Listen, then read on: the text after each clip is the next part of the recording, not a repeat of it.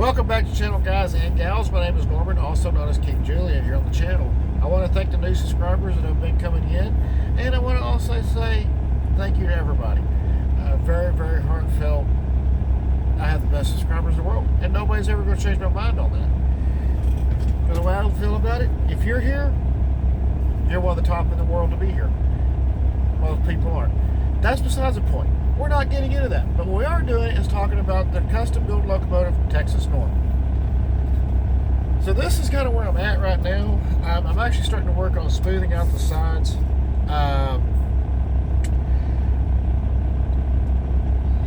going to do some backfilling, especially right down on here. Now, yes, for you Lionel purists, yes, this is the box cab 520 Lionel from 1954.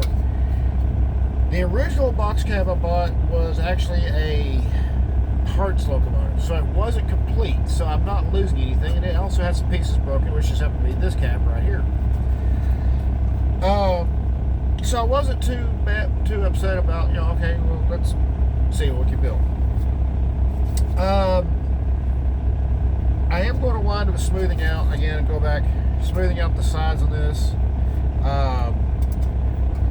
I will run a filler in here with a backing piece. And go and finish smoothing out all this up here, and just basically smooth out the whole entire body. A little bit of backfilling, sanding. The portholes on this side right here, honestly, I'm in a debate on that. I mean, I could leave them and maybe put something like some frosting back there. Not too sure on that yet, so don't quote me on anything yet. I may wind up go ahead and taking the center section from about here to here and just go ahead and smooth this all in right here and create a door right here somewhere so that you have, basically you'd have like an access port to the motors. That is one possibility I might do, or I might just go ahead and completely smooth it. The top of this locomotive, I'm kind of really in a, how do I put it, a pickle on what I want to do. Now these right here, these little end pieces right here, I guess these were supposed to be lights originally. They will be removed. But the rest of this right up here, I'm really not too sure what to do with. Because the air tanks, I guess if I left these two at each end and took the center and either removed them or covered them somehow and actually made this into the exhaust fans, maybe like, I don't know, exhaust fan or something like that, and build up more like an RDC. That would work out really good. And of course the steps, I will have to manufacture a pilot to go up here. And by the way, yes, I did locate the motor system for this one. Found a guy on eBay. He does have several sets, and we've been talking back and forth, and his prices are reasonable. Of course, anytime you start dealing with motors and traction and stuff like that, it's never cheap. But that's okay, because I think we can make this all kind of jive and work together.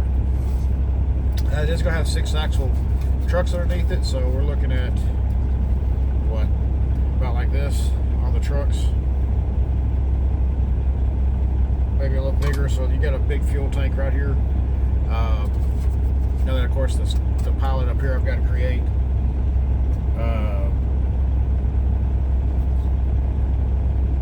Which, I mean, I could use a 520 pilot. I mean, all of them were riveted on, so I mean, if you really wanted to do that, just buy a junk frame or whatever, cut it, put it in, there you go. If I keep these portholes, then I'm going to put a frosted glass back behind them. Just so it's like, even when it's painted, you look at the shell and you're like, oh, cool, frosted.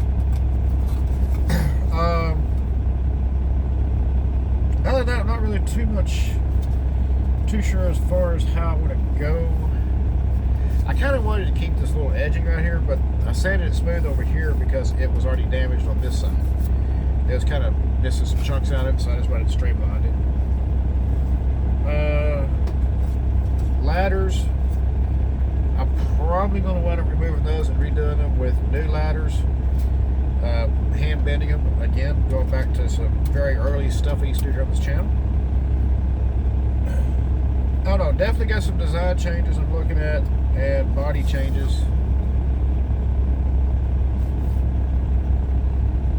I don't know. We're going to have to play with this by ear. And before somebody says, but that's not a prototypical locomotive. Yes and no. It's a yes and no. Because box cab electrics and diesels were a thing of the past. And if you look at, in a nutshell, how this looks, well, pretty much how a British locomotive will look. Even though this is not meant to be a British locomotive. I kind of took the concept of the FF1, the Pennsylvania FF1, that everybody knows as Big Liz. And yes, History of the Dark, if you're watching this, yes, I am talking about Big Liz. It's a real shame that they scrapped her, because Big Liz was powerful, very powerful for its day. So powerful, it would break couplers. It would break all types of stuff. If you put it as a pusher unit, it had a tendency of popping the cars off the rails and splitting rails. So there was a lot of things about the FF1 that could have been learned. It's a shame that Pennsylvania didn't keep it around, even if for preservation purposes. So yeah, the concept for this locomotive kind of came from the FF1 Pennsylvania locomotive. And I took a look at it as well, what if they kept Big Liz around and they decided to make Big Liz diesel? And that has also looked at some other stuff, and yeah, I mean, things change and designs change, but this is definitely a unique locomotive. Again, 6-axle trucks underneath it, 3-axle each end, big fuel tank. The top of it is going to be completely modified. It's still going to look like a box cab 520 as far as if you see it coming, but when you see it pass, you'll be like, that's not a 520. Yeah, it is, just modified. So definitely got some work ahead of me on this. Paint wise, I mean, I'm going to keep the 520 numbering on it, but paint wise, it will be put into King Captain Ranch metallic blue, and it will be lettered 520, the KKR logo, and then right down here it's going to say Texas North. This, because like I said in the earlier video when I first started this, I love my children, and each one of my children will have a custom built locomotive from me. So Texas Norm is the first, and it is large and in charge. Not that my son's big, because he's not, but he's kind of short, come to think of it. Been a long 18 years with that boy, but I do love him, and I'm very proud of him. But yeah, so this will be the first locomotive we built, Texas Norm. I was going to do black, but why not add it to the roster as Texas Norm? And then I have another locomotive that I'm starting to gather parts as I can, or where I can find them at the price I'm looking for. And that is going to be a very unique steam locomotive. I can't give away too much on it yet, because otherwise it won't be a surprise, but I will say this. It is a duplex, or will be. It will definitely be heavy. It will definitely be streamlined and very elegant when it runs down the rails. There is a reason why it has to meet those standards, because the name it's going to be given. And I'm not giving that name up yet. because the tender, either I'm going to have to find one or I'm going to have to build one out of brass. So this locomotive will still have brass parts on it.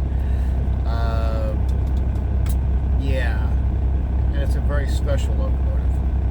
And the only thing I'm going to say is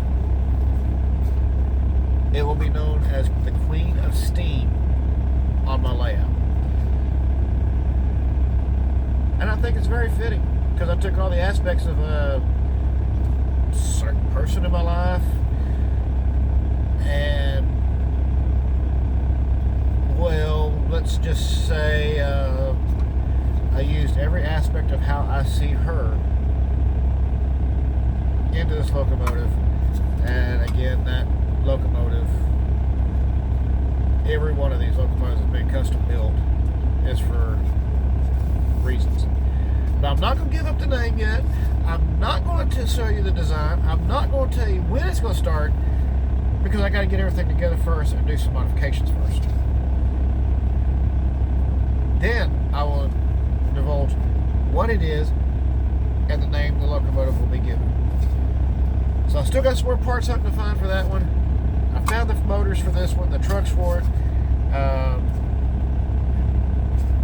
And it's going to be a very, very unique locomotive when it's done. And we'll continue on. As always, keep the shiny side up, rubber down. I'll see you in the next video. And hopefully the next video, the top will be modified. And I'll have the stuff I need to form the areas up here. And start getting some vents and stuff in it. We'll kind of start playing with it, kind of like an RDC. So we'll see them. As always, keep the shiny side rubber down. Again, I will see you in the next video. Y'all take it easy.